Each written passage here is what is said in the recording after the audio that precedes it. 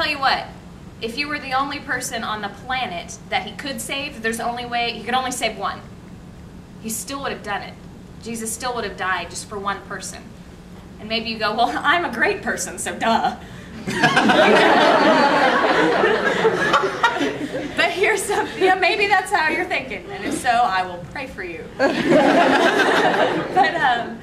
here's something else that just it describes like the awesome character of the Lord.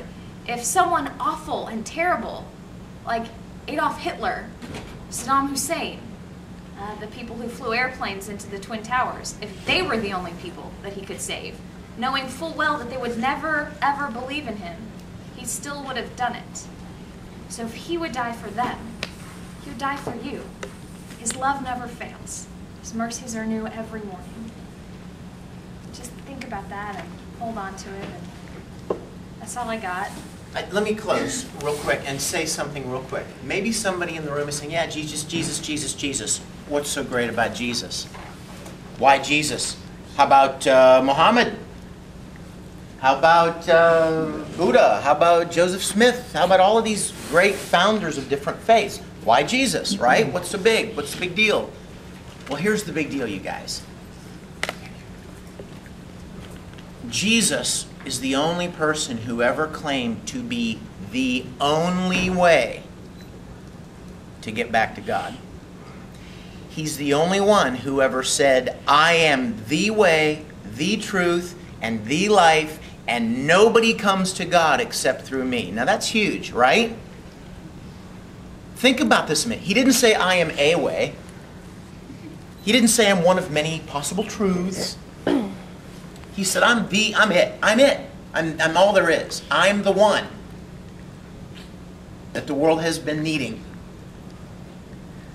Now, if I were to ask anyone in this room, who do you think Jesus is? What would you say? Throw out some ideas. You don't have to believe what we believe. Just share with me. Who is Jesus? Who do people say he is? Throw it out. The Savior. The Savior. Carpenter. A carpenter. Prophet.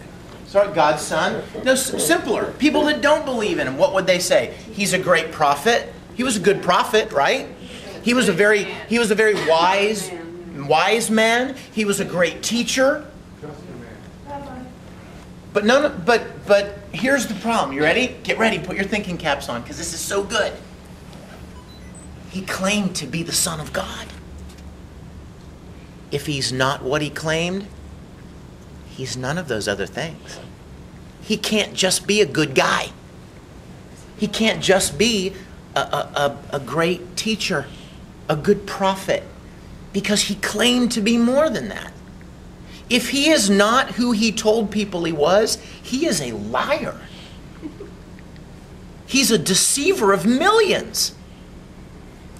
He has caused more trouble than any human being ever.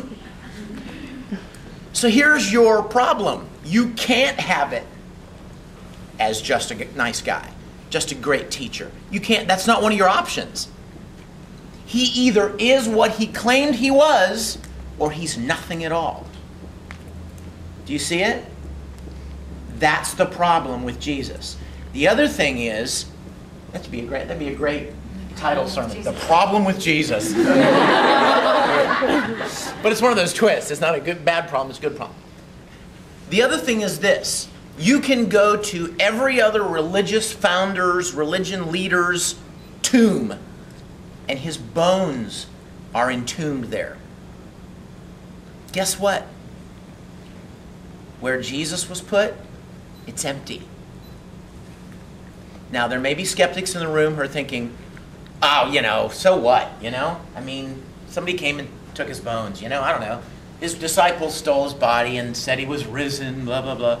No, you guys, 500 people saw Jesus alive after he rose again. 500.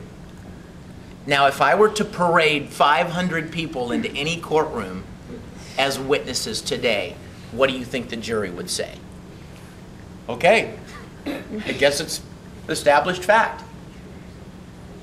He said he was going to rise, and there is more than sufficient historical evidence for those of you that are real smart and real intellectuals and you want to know, come on, give me some real give me some real scientific truth here. Give me some real facts, you know, not just this mysticism. If you're interested, there's an awful lot of historical and scientific evidence to support the resurrection of Jesus.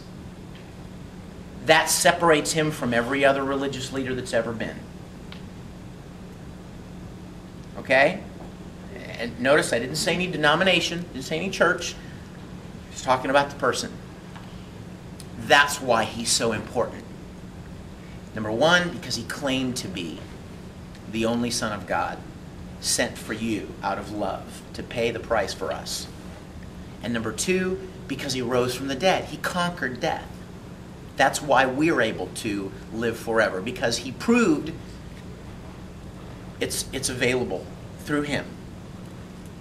No other religious leader. And you know what I've always found interesting? No other religion condemns Jesus.